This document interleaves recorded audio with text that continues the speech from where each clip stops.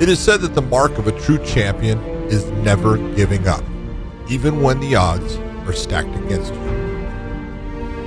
In this episode of A Year in Review, we'll be taking a look at this year's class of 2021 champions. We'll see how they got there, who they beat, and what challenges await them in 2022.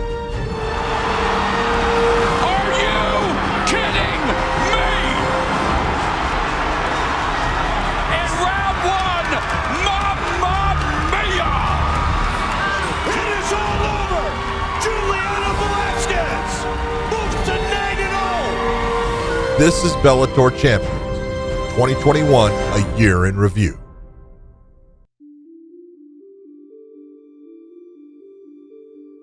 '21 was the year fight fans saw Sergio Pettis go from former contender to defending bantamweight champion. Not only had he knocked off one of the toughest fighters in the division in Juan Archuleta, he had also defended his title with a come-from-behind highlight reel KO that set the internet on fire.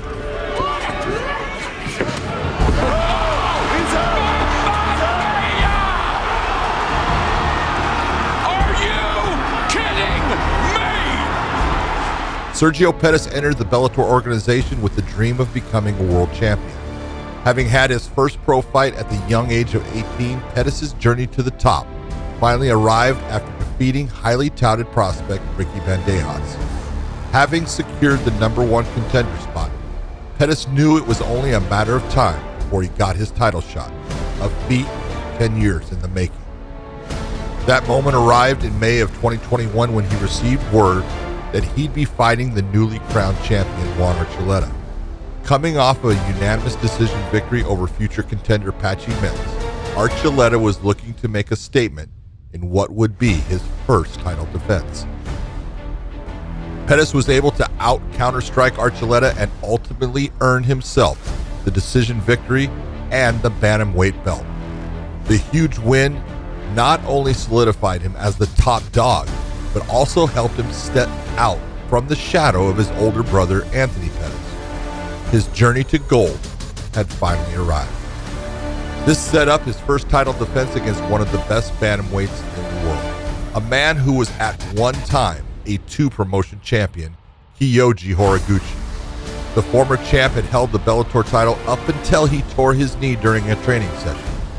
The lead up to the fight had Sergio acknowledging just how tough the challenge was, but also had him exuding a new level of confidence, something that hadn't been seen in previous build-ups. The tables were set and the fight was on. For much of the first 3 rounds, Sergio seemed perplexed. The riddle of Horiguchi seemed to be getting the better of the champ, until he pulled off one of the most spectacular spinning back fists ever seen. Pettis' comeback was no doubt one of the greatest in Bellator history.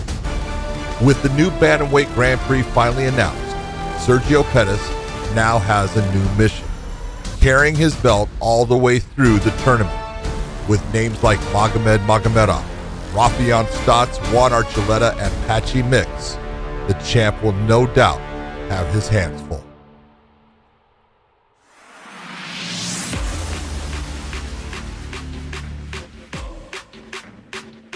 '21 saw more of what we have come to expect from a Cris Cyborg fight: pure dominance.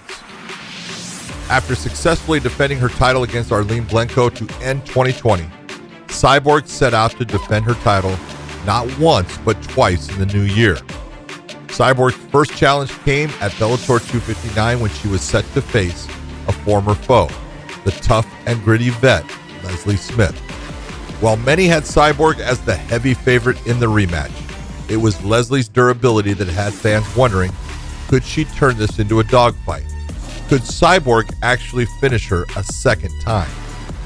When the fight began, it was apparent that no matter what Cyborg threw at the challenger, Leslie wasn't going anywhere. And when both fighters entered the 5th round, it was looking more and more like the fight might go to the judges' scorecards. That was until Cyborg was able to land a massive right hand that sent Leslie to the ground and finished the fight. In dramatic fashion, Cris Cyborg looking to put an exclamation decision point on the proceedings. 20 seconds left. Leslie Smith is a survivor, but can she survive the final 10 seconds? The huge win set the champ up for her next title defense, her second of 2021. This time, she would face heavy-fisted MMA fighter and one of Ireland's pioneers in women's MMA, Sinead Kavanagh. The title fight would headline Bellator 271 at the Seminole Hard Rock Hotel and Casino, the same location where Bellator 1 was held. Cyborg came into the fight as the heavy favorite, but judging from Sinead's demeanor, this was going to be no walk in the park. Throughout fight week, there was a buzz surrounding Kavanagh's camp. Her mantra, "I'm not scared," had both fans and media worked up into a frenzy. Would Sinead stand toe-to-toe with the defending champ, or would she try to drag Cyborg into the later rounds? When the bell rang for round one, it was clear Kavanagh's game plan was to hunt down Cyborg and engage in pure violence. While the two traded big shots, it was the champ who got the better of the exchanges. The fight was over, and Cyborg had once again proved why she's the greatest of all time. Entering 2022, Cyborg will have her sights set on breaking Julia Budd's title defense record. Having tied it with her win over Sinead Kavanagh, the champ will now be looking to set a new Bellator title defense record.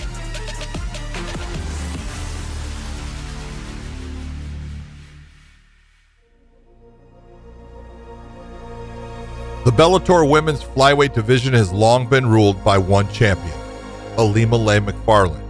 For over 4 years, the reigning champ ruled the division with an iron fist and had looked near unbeatable in the process.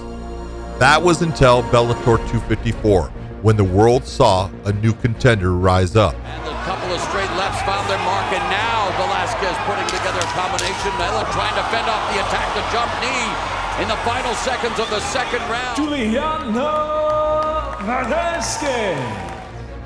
Undefeated Brazilian-born fighter Juliana Velasquez entered Bellator at a time when Ilima-Lei had just won her first title. The young judo star had dreams of becoming a Bellator champion, but understood the road to the top would take her time.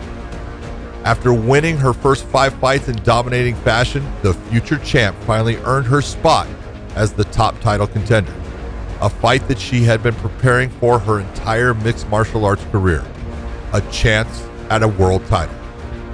The title fight saw Juliana outstriking and outgrappling the defending champion, and when the final bell rang, it was clear that she was the new flyweight champion, a perfect way to end 2020. After her title win, the newly crowned champ went right back to work as she prepared for what would be her first title defense of 2021. Her opponent, Dutch Muay Thai superstar and Bellator kickboxing flyweight champion, Denise Kielholm.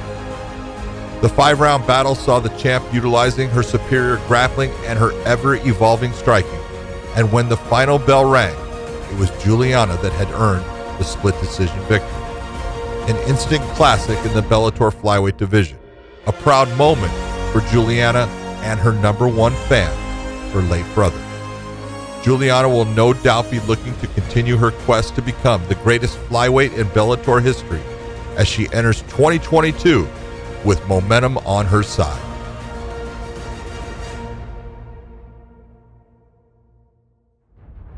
This has been the Year in Review Champions Edition. What will the upcoming year bring? Who will be champ by the end of 2022? Leave your prediction in the comments section.